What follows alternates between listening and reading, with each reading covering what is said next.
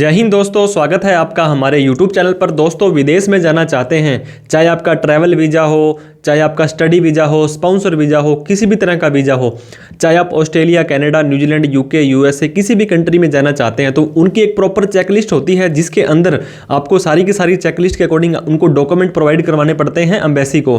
तो दोस्तों, इस चेकलिस्ट के अंदर एक सबसे इंपॉर्टेंट डॉक्यूमेंट होता है, वो आपका CA रिपोर्ट होता है, जिसे कि नेटवर्थ सर्टिफिकेट बोलते हैं। इसका मतलब होता है कि आपके पास में इतनी प्रॉपर्टी है, आपकी फैमिली के पास में इतनी प्रॉपर्टी है कि आप जिस पर्पज़ के लिए जा रहे हैं वो पर्पज़ पूरा कर देंगे और इंडिया के अंदर वापस आ जाएंगे। तो दोस्तों, ये CA रिपोर्ट क्या होती है, क्या इसका फॉर्मेट होता है, क्या इसकी फीस होती है, सारी की सारी चीज़ें हम इस वीडियो के अंदर डिस्कस करने वाले हैं, ताकि आप जब भी वीज़ा लगाएं तो रिजेक्शन के चांस आपके कम से कम हो जाएं। दोस्तों, आप अगर CA रिपोर्ट की कोई भी हेल्प हमसे लेना चाहते हैं तो कमेंट बॉक्स में आप हमें रिप्लाई कर सकते हैं। दोस्तों, हमारे सोशल मीडिया हैंडल्स हैं, वहां पर आप हमें मैसेज डाल सकते हैं ताकि आपकी CA रिपोर्ट है इजीली बन सके। तो देर ना करते हुए चलिए दोस्तों वीडियो को स्टार्ट करते हैं।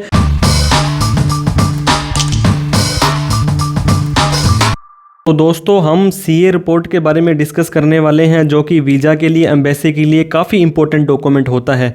तो सबसे पहले हम बता देंगे कि क्या CA रिपोर्ट होती है, इसके अंदर क्या क्या इन्फॉर्मेशन आपको यहाँ पे दिखानी होती है, क्या इसकी फ़ीस होती है, क्या इसका फॉर्मेट होता है और कैसे आप इस CA रिपोर्ट को बना सकते हैं। तो मैं बता दूं दोस्तों, CA रिपोर्ट के काफ़ी नाम आपको यहाँ पे देखने को मिलेंगे। कुछ लोग बोलते हैं नेटवर्थ सर्टिफिकेट, कुछ बोलते हैं CA रिपोर्ट, कुछ बोलते हैं वैल्यूएशन रिपोर्ट, कुछ बोलते हैं ई वैल्यूएशन रिपोर्ट और कुछ बोलते हैं प्रॉपर्टी वैल्यूएशन रिपोर्ट।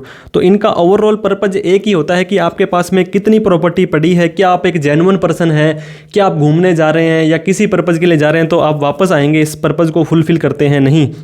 तो दोस्तों, Australia, Canada, New Zealand, UK, USA बहुत सारी कंट्रियां होती हैं। लगभग हर कंट्री का वीज़ा अगर आपको लगवाना होगा तो एक चेकलिस्ट के अंदर ये शामिल होता है CA रिपोर्ट आपकी। और दोस्तों, आपका स्टडी वीज़ा हो, टूरिस्ट वीज़ा हो, विजिटर वीज़ा हो, स्पाउस वीज़ा हो या किसी भी तरह का वीज़ा हो, डिपेंडेंट वीज़ा हो, वर्क वीज़ा हो, ये रिपोर्ट आपसे लगभग मांग ही ली जाती है। तो इसके साथ में दोस्तों, ये जो CA रिपोर्ट है, कभी कभी आपकी जो एम्बेसी होती है या आपके जो एजेंट होती है या जो आपकी एजेंसी होती है जहाँ से आप वीज़ा लगवा रहे हैं, वो बोलते हैं हमें एक वैल्यूएशन रिपोर्ट अलग से और दो CA रिपोर्ट के अलावा, जो कि एक इंजीनियर, एक आर्किटेक्चर या इसी तरह का कोई प्रोफेशनल होता है वो जारी करके देता है।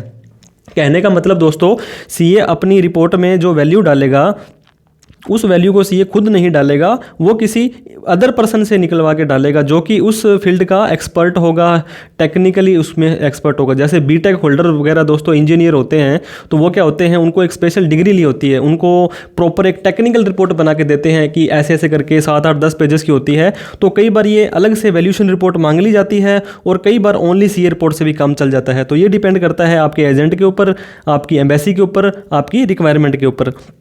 CA रिपोर्ट के अंदर दोस्तों एक तो होता है मूवेबल एसेस्ट, एक ई मूवेबल एसेस्ट, एक लिक्विड एसेट होता है जिसमें कैश एंड बैंक होता है और एक लाइबिलिटीज़ होती है।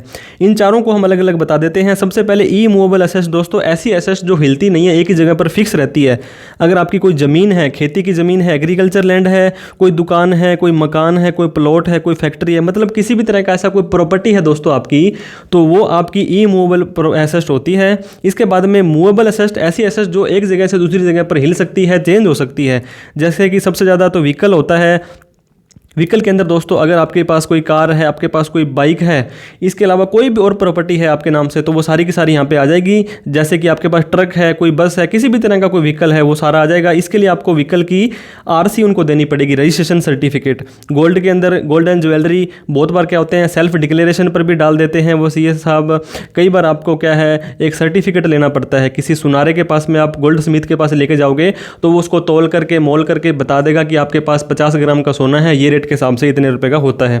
इसके अलावा दोस्तों LIC है तो उसकी सरेंडर वैल्यू, PF है, PPF है, NPF है, किसी भी तरह का कोई भी पैसा आपके पास प्रॉपर्टी पड़ी है तो एनी अदर प्रॉपर्टी के अंदर आप वहां पे शो कर सकते हैं। लिक्विड के अंदर दोस्तों कैश इन हैंड, ये भी वैसे तो अनसर्टेन होता है, लेकिन आप कोशिश करें 1 लाख से लेकर के 3-4 लाख तक ही रखें, क्योंकि अगर आपके पास जेन्युइन सोर्स है, आपके पास अगर बैलेंस शीट में शो हो रहा है कैश इन हैंड, तब तो आप जितना मर्जी ले लें, अदरवाइज मैक्सिमम 4-5 लाख रुपए तक इसे रखा जाता है। बैंक का बैलेंस दोस्तों, बैंक का बैलेंस आपके पास में करंट अकाउंट भी हो सकता है, सेविंग अकाउंट भी हो सकता है, तो उनकी आप एक क्या करें, यहाँ पे एक तो स्टेटमेंट भी ले सकते हैं या बैलेंस सर्टिफिकेट भी आप ले सकते हैं बैंक से कि इस बैंक में इतना रुपये पड़ा है।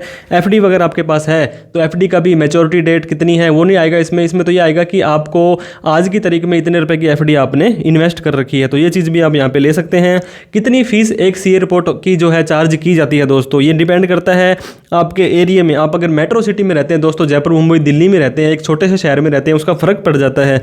आप उनको कितने डॉक्यूमेंट प्रोवाइड करा रहे हैं, उस डॉक्यूमेंट की वैलिडिटी क्या है, कितने जेन्युइन डॉक्यूमेंट हैं, वो कितने कंप्लीट डॉक्यूमेंट है, और जो सीए हैं जहाँ उनको कितने पुराने हैं, कितने एक्सपीरियंस होल्डर है। तो मोस्टली दोस्तों देखा जाता है 2-2.5 हज़ार से ये वैल्यू स्टार्ट हो जाती है आपकी और 4-5 हज़ार रुपये तक जाती है। ये सीए टू सीए डिपेंड करता है। तो दोस्तों नेटवर्थ सर्टिफिकेट आपको पता होगा इस तरह का कुछ दिखाई देगा, जो कि सीए के लेटर हेड पर होगा। ऊपर सीए की फर्म का नाम आ जाएगा, यहाँ पे लोगो आ जाएगा और ये सारी की सारी सीए की डिटेल आ जाएगी।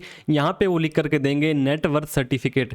इसके बाद में दोस्तों मेक श्योर कर लें कि यूडीन नंबर जो होता है, यूनिक डॉक्यूमेंट आइडेंटिफिकेशन नंबर, ये जहाँ पर भी सीए साइन करते हैं वहाँ पे ये नंबर इशू होता है और आप इस यूडीन को इस वेबसाइट पर जाकर के चेक भी कर सकते हैं ऑफ। इसके बाद में दोस्तों जो एप्लीकेंट होगा, एप्लीकेंट के नाम पर ही ये नेटवर्क सर्टिफिकेट बनती है। कई बार एप्लीकेंट बच्चा खुद होता है, कई बार उसके पेरेंट्स होते हैं। तो जैसे भी आपको एजेंट आपके बोलते हैं एम्बेसी, वो आपके जो भी रिक्वायरमेंट होती है उसके अकॉर्डिंग आप अपना जो है दोस्तों एप्लीकेंट को बना सकते हैं।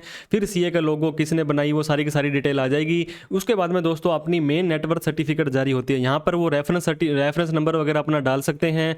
यूडी नंबर भी आपका वहाँ पे डालेंगे। यूडी नंबर के अंदर दोस्तों आपको मैंने बता ही दिया था यूनिक डॉक्यूमेंट आइडेंटिफिकेशन नंबर होता है। इसके बाद में जिस तारीख को ये सीए रिपोर्ट जारी की है, अब network certificate for embassy purpose only. इसके बाद में जो भी सीए होगा दोस्तों वो बता देगा कि मैं यहाँ का इस इंस्टीट्यूट का मैं चार्टर्ड अकाउंटेंट का मैं मेंबर हूँ और मैं इस व्यक्ति की सन ऑफ ये है, इसका पासपोर्ट नंबर ये है, ये यहाँ का रहने वाला है, मैं इसकी सीए रिपोर्ट है बनाने जा रहा हूँ। इसकी लिक्विड अनलिक्विड नॉन लिक्विड जो भी एसेस्ट है उस बंदे की यहाँ पे समरी के अंदर आ जाएगा दोस्तों। पहले पेज के अंदर अगर आप समरी में लिख देते हैं, ये देखिए यहाँ पे आपकी कैटेगरी बांट देगा, movable asset, immovable asset, cash and bank balance, कोई लाइबिलिटी है, और कुछ लोग इनकम की डिटेल भी डलवा देते हैं यहाँ पे। हालांकि इनकम की डिटेल दोस्तों इस नेटवर्थ में ऐड नहीं होगी, क्योंकि इनकम अलग चीज़ होती है और नेटवर्थ अलग होती है, इन्हें अलग से हम शो कर सकते हैं। अब यहाँ पे ये देखिए INR इंडियन रुपीज में यहाँ पे आ गया है, उसके बराबर में कैनेडियन डॉलर, ऑस्ट्रेलियन डॉलर, जिस भी आप डॉलर में कन्वर्ट करना चाहते हैं, और अलग अलग शेड्यूल के हिसाब से आपका यह बना दिया गया है। कई बार क्या होता है दोस्तों, एम्बेसी के पास इतना टाइम नहीं होता है आगे डिटेल में रीड करने के लिए, तो वो फर्स्ट पेज से ही आइडिया लगा लेते हैं कि इसके पास में इतनी यहाँ पे प्रॉपर्टी होगी। अब ये बता दिया दोस्तों हमने कैनेडियन डॉलर को इस रेट के हिसाब से कन्वर्ट किया है, गोल्ड का रेट ये लिया है, सिल्वर का रेट ये लिया है, वैल्यूएशन रिपोर्ट या मार्केट रेट के हिसाब से हमने ये लिया है। तो जो भी आपके दोस्तों यहाँ पे नोट्स होंगे वो डाल देंगे। अब आपको मैंने बताया था मूवेबल एसेस्ट, ये देखिए ई मूवेबल एसेस्ट होती है जो हिलती नहीं है, एक ही जगह पर रहती है। रेजिडेंशियल हाउस है, एग्रीकल्चर लैंड है, जो भी आपका मकान प्लाट होगा उसका प्रॉपर एड्रेस आ जाएगा।